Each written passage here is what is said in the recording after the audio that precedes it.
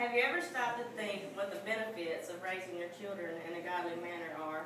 All of us are connected with children, whether they're our own or someone else's.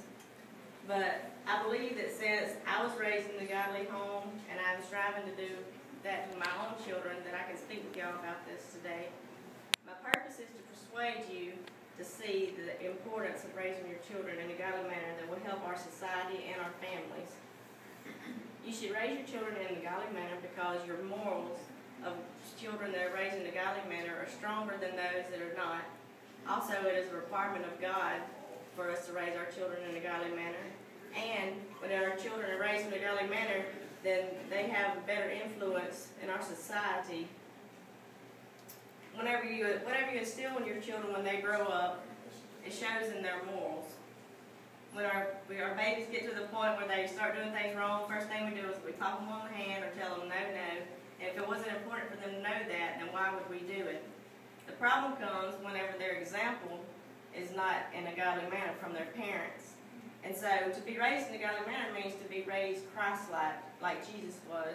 He was obedient, respectful, had self-control, and loved others above himself. So for us to do that, we need not be religious families, but godly families. While all unchurched people are not bad, it just shows that the morals of those that are churched are stronger than those that are not. I asked Miss Allison Howard, who's been a teacher and educated for 9 years in the public schools, what she's seen the differences is. And she told me that, I have found that students that are raised in Christian homes are more easily convinced of their wrongdoings, and they have remorse whenever they do something wrong when you talk to them about it.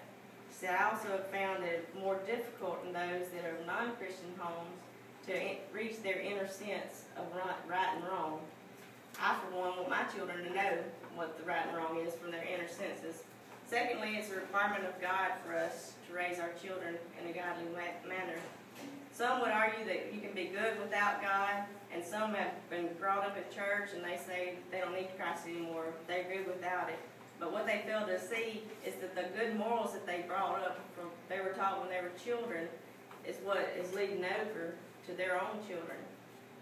The King James Version tells us in Proverbs chapter 22, verse 6, to train up a child in the way that he should go. When he is older, he will not depart from it.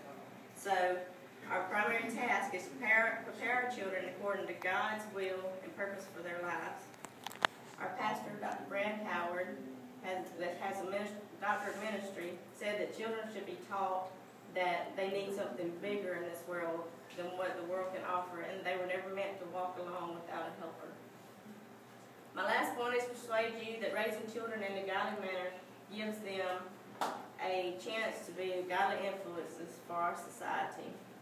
The article of Law and Morality and Equip.org says that even the laws of our land, regardless of their content or intent, were all brought from a belief value system that some things are right, some are wrong, some are good, some are bad, some are better, and some are worse.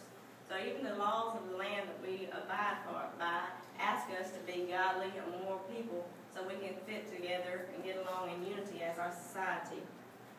So raising our children in this way also will influence others of the right way to live.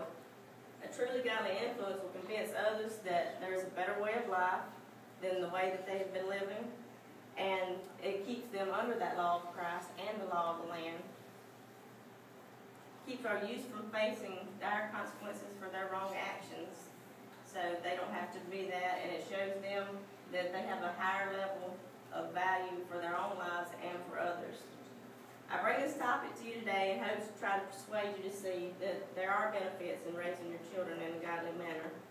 I hope that I convince you of the urgency to raise your children that way, because